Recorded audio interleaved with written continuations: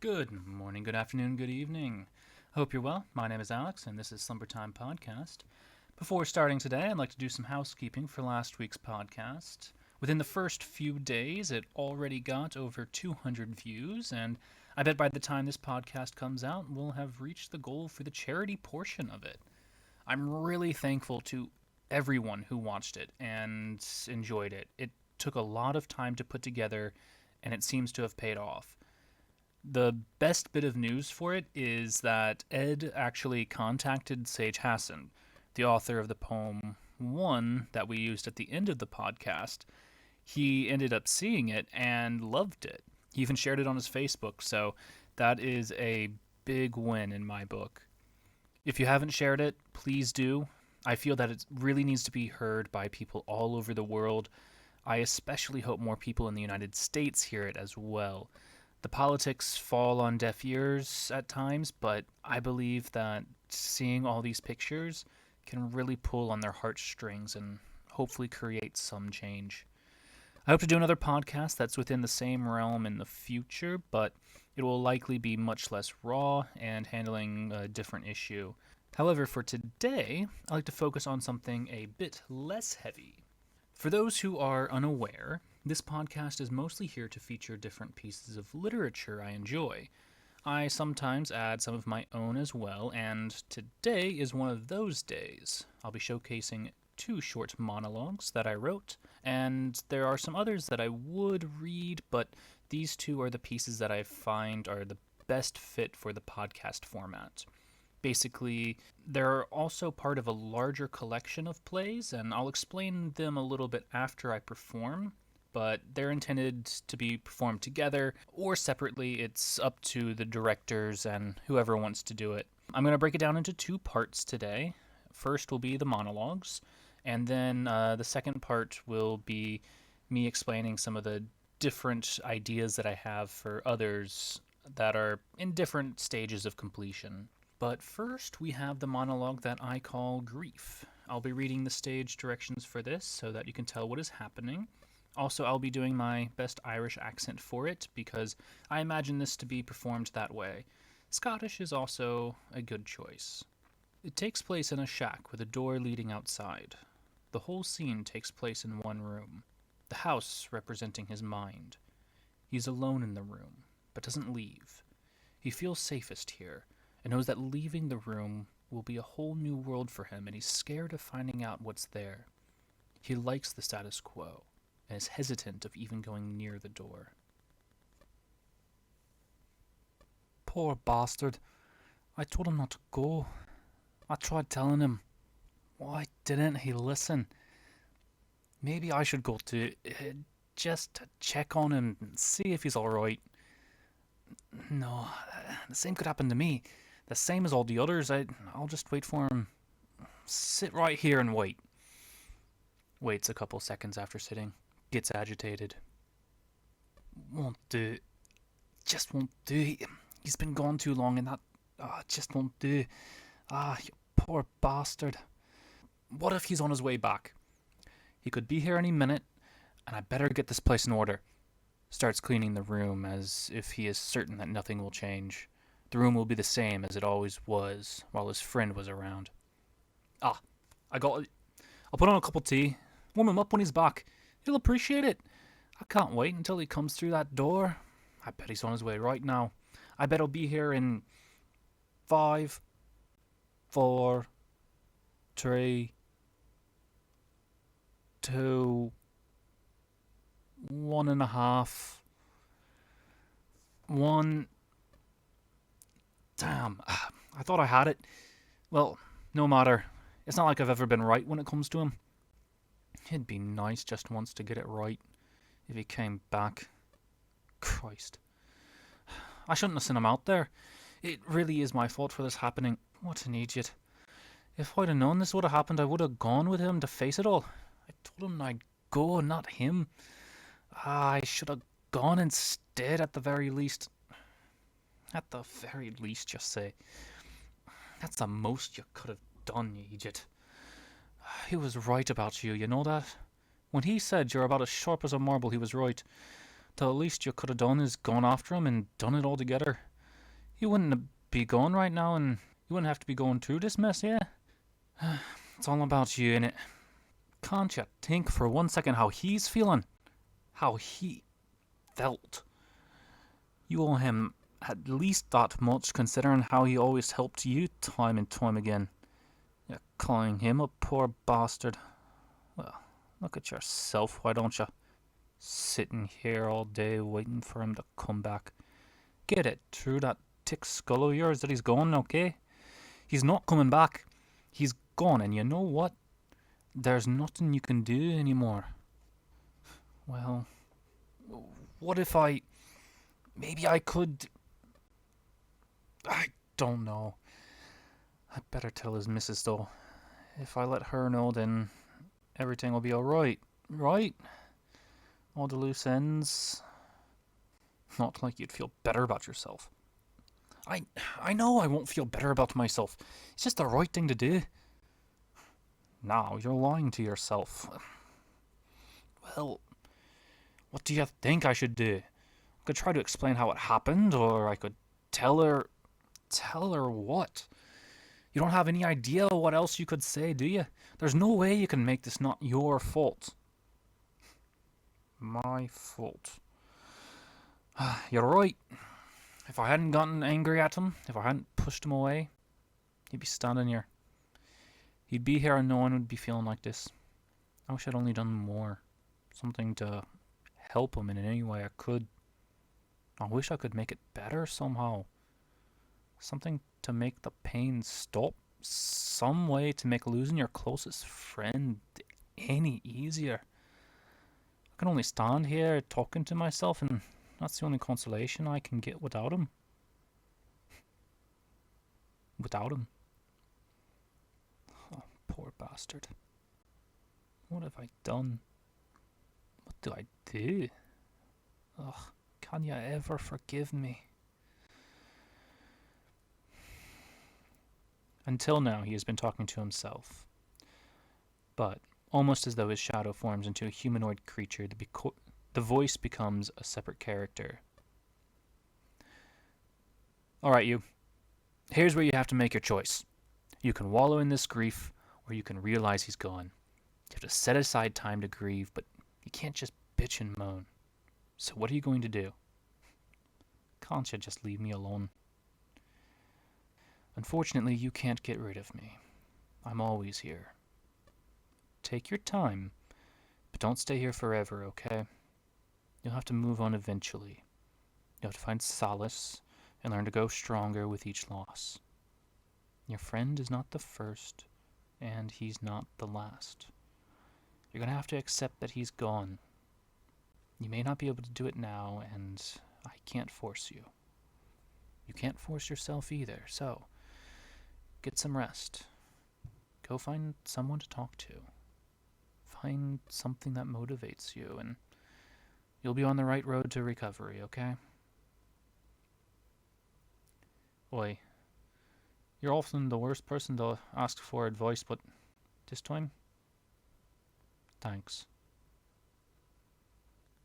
So basically, this one started off with the line, "Poor bastard," and it motivated me to work on it from there. It was such a small thing, but that and actually losing a friend of mine at the same time last year were the key inspirations for this. You might be able to tell that this is about the 5 stages of grief, and I wanted to make that apparent. I wanted to include each one and go into what that might be for different people. I also feel that the actors will have a very clear understanding of where to take this character to. There are many vibrant choices that can be made, and I often have to think about which meaning I want the line to convey. The good thing about it is that the choices are quite obvious, and also not making it difficult of a character to understand. But it's still deep. He makes you want to know more about him, while also being easy to empathize with if you're familiar with loss. So it allows for the actors to create a bigger backstory for him. Another thing about this is, for me, I often talk to myself when I'm alone. I'm an only child. It's kind of what we do. I talk my way through issues like this and usually overanalyze each thing going on. I'll get frustrated with myself. I'll even tell myself what I need to be doing if something bad happens.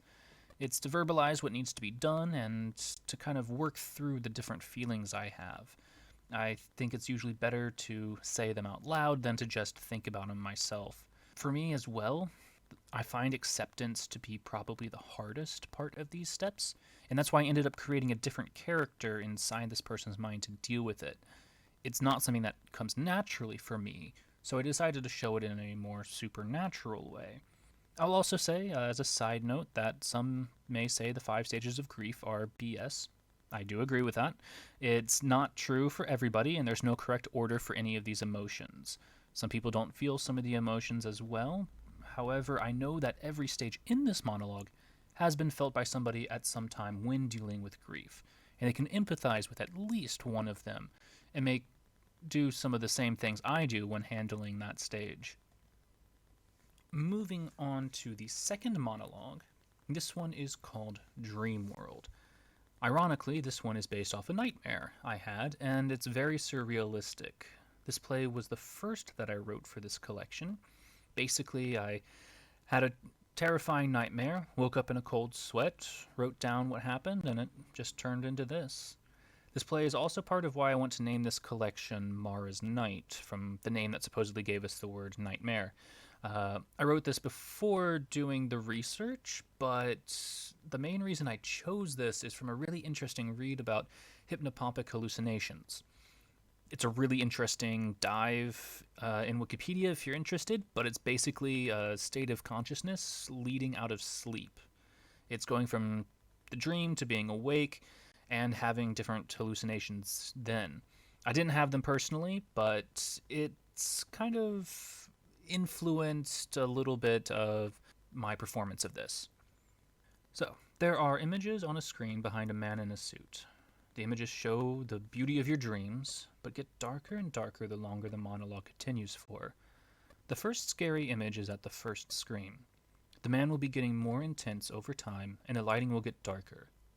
It's as if you're succumbing to madness. The sound design in the video is key for this. The man, like a game show host, welcomes the audience.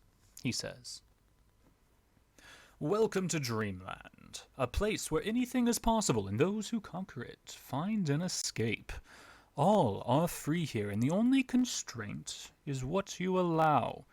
Many come and find a place to revisit old memories, loved ones, or even dreams from a bygone era. Here, the metaphysical meets the physical. Your choices here have impacts on the you in the outside world, and, in a similar fashion, your world can intervene with ours. One event can cause a chain reaction that leads to the ideal dream, and on the other hand, one event could cause enough instability to allow for lesser beings to persist in undermining the sanity of our world. A warning.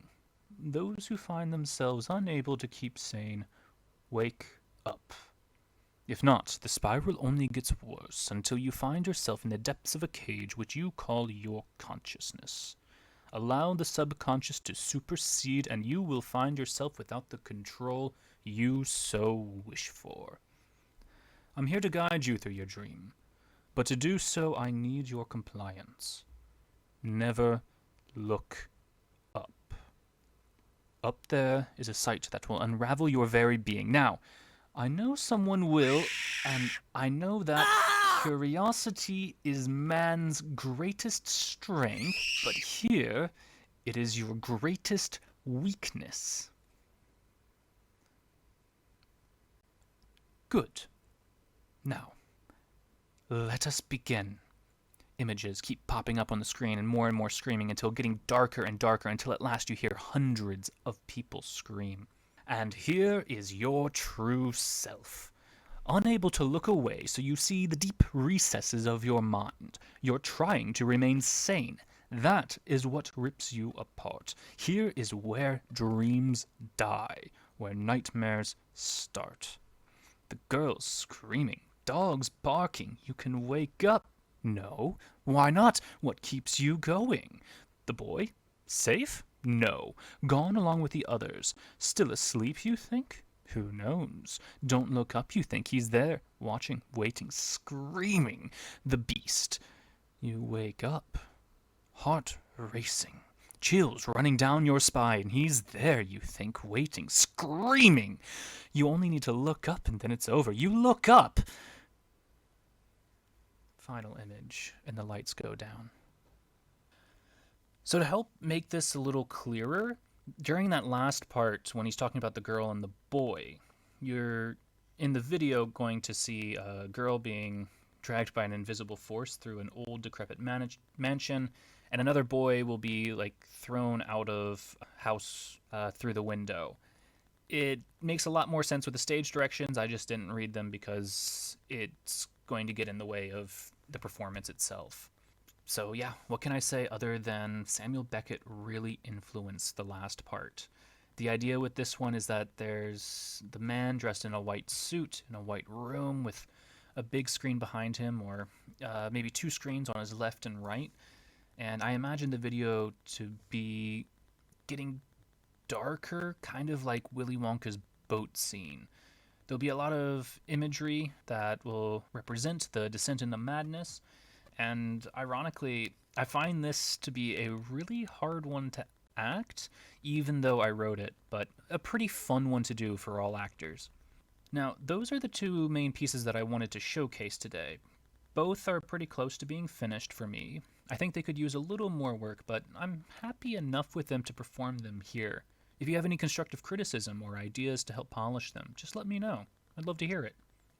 So moving on to the second part of today's podcast and the other plays I have for this collection.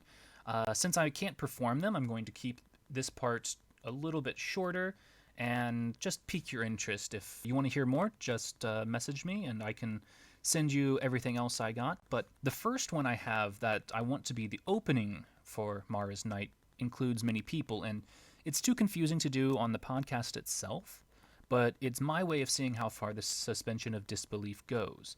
It's kind of like a social experiment that I have, and it will include having audience members and staff members being actors. Basically, there's one actor on stage who is giving a monologue. It's going to be a little bit over the top, and then there's going to be one guy, especially in the audience, who's making a ruckus. He gets into an argument with another audience member. They fight. He ends up stabbing that audience member. I want to keep it as realistic as possible, so there's going to be some blood. There's going to be staff members running in and saying they're going to get security. Basically, the actor on stage is the one who is going to decide whether it's okay to keep going or to call it off, because people in the audience might do something crazy, and we really don't want that. Yeah, the inspiration for it comes from a play that my university professor told us about, also looking at the suspension of disbelief. It was about a guy sitting in the middle of the stage in a very uncomfortable looking yoga position with some women lined up behind him. After the play starts, it takes about 15 minutes for him to actually unwind himself from that position. And what he does then after that is goes up and I believe breaks one of the women's noses up against the wall, and then moves to the second one and also gives her a hairline fracture. And before he gets to the third one, people in the audience are chasing him around the stage and trying to get him to stop. Obviously, I don't want there to be anyone getting hurt in this play, but I think it would still be interesting to do this type of social experiment in a safer environment. The other scene I have written is basically my way of looking at drama without any dialogue. It's basically a test for me as a writer, and I'll read what I have, but it's quite short, and I think it will connect well with grief because it is about death. However, I want them to be distinctly separate, maybe separated by costumes, time periods. The set could be completely different, but I think they should still have like some overlapping connections. So, in it, man enters in a soldier uniform, bloody. He has soldier's bag on his side, and he can be seen holding his abdomen, doing the best to stay alive. There's gunfire in the distance. He's looking for water but is having trouble finding any. All he sees is blood on the ground.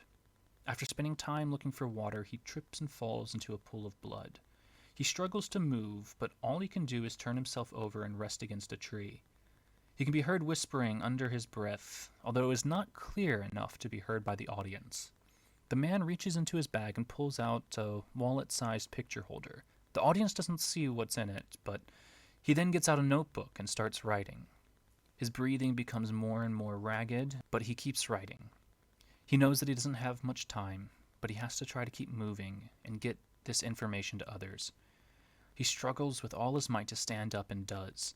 With his message in hand, he drags his feet as he walks across the stage with all the energy left inside him, staggering along. As the life leaves his eyes, you can see him approaching a light, but he falls before he can reach it, and the note blows away in the wind. Blackout. So like I said, yeah, there really isn't too much written here, but I believe the performance itself, with the interesting movement done by the actor, can make it be like a 5-10 minute scene. It also, I think, can create enough internal conflict to captivate the audience's attention for quite a while. With a good understanding of movement for the stage, he'll be able to create an interesting spectacle and a visual story for the audience to understand. Depending on the director, they could even put the note that he was writing in the scene from Grief so as to create a connection between the two scenes and leave that up more to the audience's interpretation. Now, the last idea I have for a scene is not written whatsoever. The previous two I just mentioned are mostly written, but I just can't perform much here. I'm playing with the idea of having many actors in the audience, or even an audience full of actors. In it, I'd like to have each actor not aware that there are other actors in the audience, so one scene I would do is a Q&A for after the performances. I would have a question for each actor already prepared and pre-written answers so that there would be a basic script, but the actors wouldn't be able to see the full script. Basically, I would do what they did during Shakespeare's times. In that time, they would only give the last line said before your line, so you have to listen very carefully to know when you need to speak yours. Basically, I'd message each person who agreed what I would say right before their line, and so they would know theirs. But in this experiment, I would see how long I could keep the Q&A going before anyone knew there were actors in the audience. It's a test for the actors, but it's also a test for me. Anyway, that's all I had for today. Those are the scenes I wrote. The first two monologues are the ones that I really wanted to showcase here today, and that's kind of the type of theater that I would be interested in writing. It may not be your normal play, but they're small, bite-sized scenes that I feel can be easier for consuming these days. Tell me what you think. If you have any ideas for small changes, let me know. If you have any topic you'd like me to cover in the future, I'd like to hear that as well. I have a couple more podcasts planned at this point, but I can always use more input. Lastly, just remember, we're here and we're listening.